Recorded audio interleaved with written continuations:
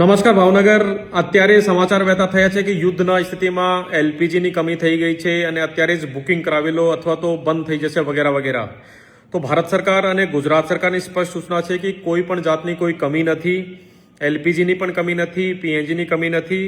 આ વાત સાચી છે કે જે કોમર્શિયલ એસ્ટાબ્લિશમેન્ટ જે પણ છે એના ઉપર કાપ મૂકવામાં આવ્યું છે અને એમાં પણ જે પીએનજી સપ્લાય હોલ્ડર આ કોમર્શિયલવાળા છે કે પાઇપ ગેસવાળા છે તો પછી એમાં પણ કોઈ જાતનો ઇસ્યુ નથી. અને અત્યારે અમે લોકો એને આ પણ સૂચવીએ છીએ કે તાત્કાલિક પાઇપ જે નેટવર્ક છે એમાં તમે પણ જોડાઈ જાઓ. ડોમેસ્ટિકની વાત કરીએ તો એમાં 0.1% પણ કાપ નથી અને કોઈ પણ જાતનો ઇસ્યુ નથી. જે હોસ્પિટલ છે, જે સ્કૂલ્સ છે, જે આઈસીડીએસ એટલે કે આંગણવાડીના સેન્ટર છે, મધ્યાહન ભોજન, વૃદ્ધાશ્રમ, બાલ આશ્રમ વગેરે વગેરે જે પણ છે એને પણ ડોમેસ્ટિકમાં જ ઇન્ક્લુડ કરીએ છીએ.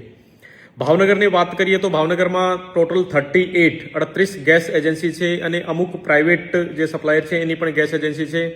તમને ખબર છે કે 2 ગેસ સિલિન્ડર વચ્ચે 25 દિવસ શહેરી વિસ્તારમાં અને 45 દિવસ ગ્રામ્ય વિસ્તારમાં તમને ગેપ રાખવાનો હોય છે એને બુકિંગમાં.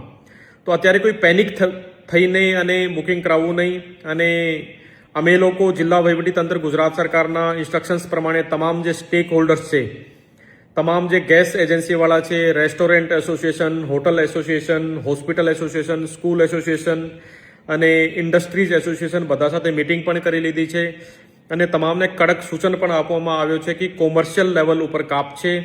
કોઈ પણ જાતનું ડાયવર્ઝન કે કોઈ પણ જાતનું મિસયુઝ આ પરિસ્થિતિનું કરવાનું નહીં. દરેક ગેસ એજન્સી ઉપર અમે રેવન્યુ અને પોલીસના માણસ પણ બેસાડ્યા છે. તો ટૂંકમાં કોઈ કાલાબજારી, જમાખોરી, સંગ્રહખોરી, બ્લેકમેલિંગ કે મિસયુઝ સિચ્યુએશન આ નહીં કરવાનું. અદરવાઇઝ આવશ્યક ચીજ વસ્તુ અધિનિયમ 1995 બ્લેક માર્કેટિંગનું જો એક્ટ છે એના આધાર ઉપર એલપીજી કંટ્રોલ ઓર્ડર 2000 પ્રમાણે ફોજદારી કાર્યવાહી થશે અને એમાં જામીન મળશે નહીં. તો ટૂંકમાં ડોમેસ્ટિક લેવલ ઉપર કોઈ પણ જાતનો કોઈ ઇસ્યુ નથી અને કોમર્શિયલમાં કાપ છે. સો કોઈ ચિંતા કરવાની જરૂરત નથી, બટ મિસયુઝ આ સિચ્યુએશનો કરવાની બિલકુલ જરૂરત નથી. Thank you.